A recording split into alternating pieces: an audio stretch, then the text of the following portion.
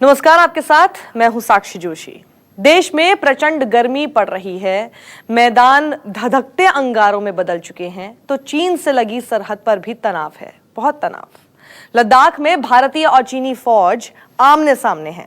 मई में दोनों ओर के फौजियों में मामूली सी झड़प की खबरें भी आईं। ऐसे में दिल्ली से बीजिंग तक मीटिंग पर मीटिंग जारी है। अमेरिकी राष्ट्रपति डोनाल्ड ट्रंप ने भारत चीन के बीच भी मध्यस्थता का राग अलाप दिया। भारत के कड़े रुख को देखते हुए चीन भी अब धीरे धीरे लाइन पर आने के संकेत देने लगा है। सरकार ने फैसला किया है कि चीन को LAC पर उसी की भाषा में जवाब दिया जाएगा। तो इस मीटिंग की अगली सुबह आर्मी कमांडर्स कॉन्फ्रेंस हुई। वैसे तो आर्मी कमांडर्स की मीटिंग पहले से तय थी, लेकिन माना जा रहा है कि लद्दाख में तनाव के बीच चीन से निपटने की रणनीति पर चर्चा जरूर हुई होगी। आर्मी कमांडर कॉन्फ्रेंस में भारत चीन LAC पर ताजा तनाव, साथ ही साथ भारतीय फौज की तैयारियों की समीक्षा की गई। सेना पूरी तरीके से चीन के मंसूबों को नाकाम करने के लिए तैयार है। साथ ही साथ सरकार से भी उसे खुली छूट मिली हुई है। सेना का साफ तौर पे कहना है कि LAC का उल्लंघन चीन ने किया है और हर हाल में उसे पीछे हटना होगा। लेकिन साथ ही साथ भारत की सरकार कूटनीति के स्तर पर चीन के साथ बातचीत जारी रखना चाहती है, जैसा कि डोकलाम विवाद के दौरान हुआ था। अब ये भी समझिए कि आखिर लद्दाख में क्या हो रहा है। पूर्वी लद्दाख में भारतीय और चीनी फौजियों का जमावड़ा बढ़ा। चीनी सेना का भारी जमावड़ा देखते हुए भारतीय सेना ने भी सैनिकों की तादाद बढ़ा दी है। PLA ने पूरे सेक्टर में करीब 5000 सैनिक भेजे। चीन अपने इलाके में युद्धाभ्यास की तैयारी में है। पैंगोंग सो और फिंगर क्षेत्र में भारतीय इलाके में घुस आए चीनी सैनिक। दूसरी जगहों पर चीनी सैनिकों को रोकने के लिए भारत ने तादाद बढ़ाई है। बहुत ज़्यादा तनावपूर्वक जो सिचुएशन है वो नहीं है, इस प्रकार का तनावपूर्वक सिचुएशन नहीं है। हाँ, हालांकि फेस ऑफ हुआ है, कुछ तंबू लगाए गए हैं, कुछ बिल्डअप हुआ है, ये हम देख रहे हैं। हम ये बताना चाहते हैं कि इंडियन आर्मी जो है एक प्रोफेशनल आर्मी है, वो इस प्रकार का जो स्थिति है उसको अच्छी तरीके से हैंडल कर सकता है। अगर उस तरफ से बिल्डअप हुआ तो यकीन से हम ये कह सकते हैं कि इंडियन आर्मी ने भी बिल्डअप किया है, उतना ही बिल्डअप किया हो। पश्चिमी लद्दाख में चीन के साथ 826 किलोमीटर की सरहद पर 4 ब्रिगेड तैनात है, मतलब करीब 16,000 फौजी।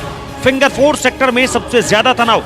फिलहाल पैंगोंग सो के उत्तरी हिस्से में जबरदस्त तनाव है। पिछले करीब 3 हफ्तों से लगातार मई के पहले हफ्ते से खास तौर पर यहाँ ईस्टर्न लद्दाख के कई इलाकों में, जिसमें दौलत बेग ओल्डी और पैंगोंग लेक का इलाका, गलवान रिवर वैली का इलाका है, वहां पर चीनी सेना ने अपनी हरकतें काफी ज्यादा तेज कर दी है। यहाँ तक कि सूत्रों की माने तो जो पोस्ट 120 किलोमीटर यहाँ दौलत बेग ओल्डी में है, वहाँ चीन की तरफ से कई किलोमीटर जो है LAC के इस तरफ उन्होंने टेंट लगाकर इस पूरे इलाके को अपना बताना शुरू कर दिया है।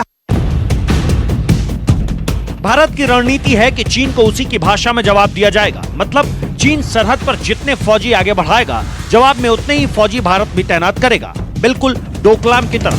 मुझे अब भारत की सेनाओं पर पूरा विश्वास है और मैं इस चीज को अच्छी तरह से समझता हूं कि भारत की सेनाएं ऐसी स्थिति के लिए तैयार रहती हैं, तैयार हैं, तैयार रहेंगी। सूत्रों के मुताबिक लद्दाख सेक्टर के दौलत बेग ओल्डी में भी भारतीय सैनिकों की तादाद बढ़ा दी गई है। पूरे सेक्टर में चीन के अतिक्रमण को रोकने के लिए भारतीय सेना ने अपनी गश्त बढ़ाई है। चीन समझता है कि वो अपनी मर्जी मनमानी करेगा और अपनी मर्जी से हमारा भौगोलिक क्षेत्र सलामी स्लाइसिंग के माध्यम से inch by inch, kilometre bye kilometre कब्जा करेगा, तो ये चीन की भूल है। हिंदुस्तान के पास आज बहुत सक्षम फौज है, आर्मी है, फौज है, बहुत सक्षम पॉलिटिकल लीडरशिप है, राजनीतिक नेतृत्व है, जिसकी इच्छा शक्ति पूरा विश्व मानता है, पूरा विश्व घुटने टेकता है। मई महीने में चीन से लगी सरहद पर तनाव बढ़ना शुरू हो गया। लद्दाख हो या सिक्किम, चीन के फौजी भारत के इलाकों में दाखिल हुए। दोनों ओर के फौजियों में धक्का मुक्की जैसी घटनाएं भी हुई। As far as the situation on the northern borders is concerned, as you are aware that the LAC is not very well defined. There are different perceptions on where the LAC runs, and accordingly both sides patrol up to their accepted claim lines, and therefore when patrols reach at the same place at the same time, then such face-offs do occur. They have occurred in the past, and there is nothing new in what has happened in the last week or 10 days. भारतीय फौज LAC पर हुई ऐसी घटनाओं को सामान्य घटना बताती रही, लेकिन एलएसी पर जिस तरह के हालात बने हुए हैं उससे ऐसा नहीं लग रहा कि यह घटना सामान्य है। गलवान क्षेत्र में भी पीएलए ने भारतीय इलाके में टेंट गाड़े। इसी गलवान क्षेत्र में भारतीय सेना पुल का निर्माण कर रही है। भारतीय सेना के पुल निर्माण का चीन विरोध कर रहा है।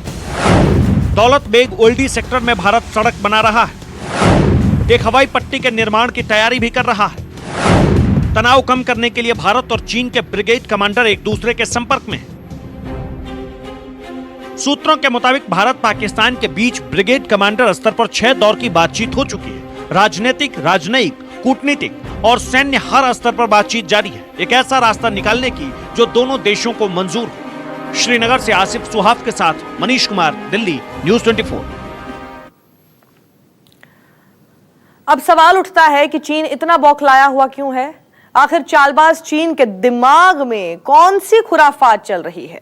भारतीय फौज के शौर्य और मोदी सरकार की कूटनीति का ट्रेलर डोकलाम में चीन देख चुका है। ऐसे में लद्दाख में चीन ने यू टर्न का संकेत देना शुरू कर दिया है।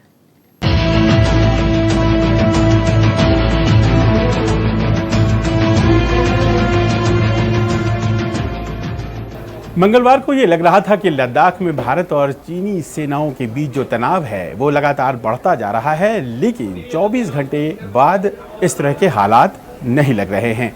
ऐसा लग रहा है कि चीन को ये बात बखूबी समझ में आ गई है कि भारत के साथ तनाव करना आखिर उसके फायदे का भी सौदा नहीं है, और जो जानकारी मिली है उसके अनुसार भारत सड़क बना पाएगा, हम तटस्थ हैं, ये संदेश है, और चीन भी इसे मानने के लिए तैयार है। तस्वीरों के जरिए आपको हम समझाते हैं। ये गलवान रिवर, गलवान नदी घाटी है, जिसके इस तरफ का हिस्सा चीन और इस तरफ का हिस्सा भारत का है। 1962 में ही ये तय हो गया था, लेकिन इस बार वो इस तरफ चले आए और यहाँ देखिए उनकी सेना के कैंप लगे हैं। इस तरफ आकर के उन्होंने कहा कि हम आपको यहाँ पर सड़क नहीं बनाने देंगे। ये लाइन ऑफ एक्चुअल कंट्रोल है, और भारत की सड़कें यहाँ बन रही थी अपने आप में ये साबित करती हैं कि भारत अपने इलाके में जो भी कंस्ट्रक्शन कर रहा था, लेकिन फौजी बेड़ा उतार दिया। यहाँ 4 जहाज ये चीनी सेना के आप देख सकते हैं यहाँ लगा दिए गए, और इस जगह पर तंबू गाड़ दिए गए। भारत अच्छी तरह से जानता है कि चीन के मन में क्या है।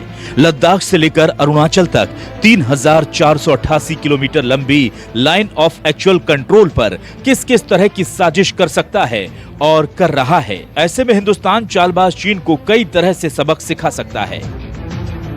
हमें चीन के संग एक एग्रेसिव पोस्चर दिखाना है। मैं ये नहीं कह रहा कि हमें वॉर में जाना है, लेकिन चीन को ये मालूम होना चाहिए कि हम भी इतनी अब आसानी से उसके दबाव में आने वाले नहीं हैं। इस समय चीन को डिप्लोमेटिकली घेरना चाहिए, मिलिटरीली घेरना चाहिए, पॉलिटिकली घेरना चाहिए, जिससे उसको समझ में आए कि केवल भारत उससे अकेला नहीं लड़ेगा। भारत लगातार सड़क और हवाई संपर्क के मामले में चीन के दबदबे को चुनौती दे रहा है। ऐसे में यह समझना भी जरूरी है कि चीन में इतनी बौखलाहट क्यों है। वजह नंबर 1, पिछले साल 225 किलोमीटर लंबे दारबुक शोक दौलत बेग ओल्डी यानी DSDBO रोड का पूरा किया जाना। वजह नंबर 2, लद्दाख में कई लिंक रोड और पुलों के निर्माण का काम जारी होना।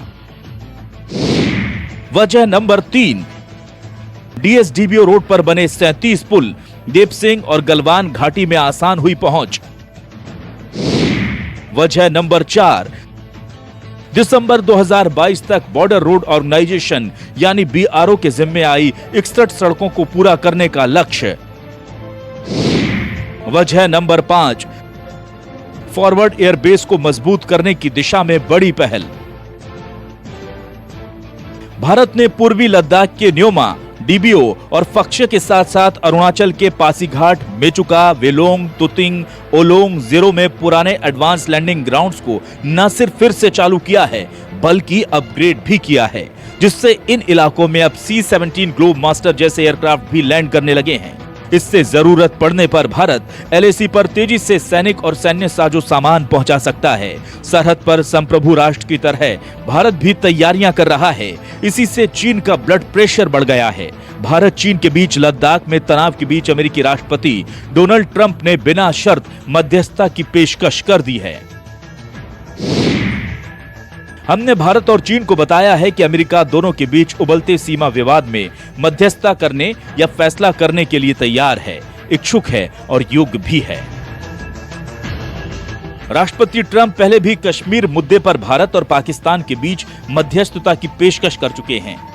तब प्रधानमंत्री नरेंद्र मोदी ने साफ साफ कह दिया था कि भारत द्विपक्षीय मामलों में किसी तीसरे देश को कष्ट नहीं देता, अपने मसले खुद सुलझाता है।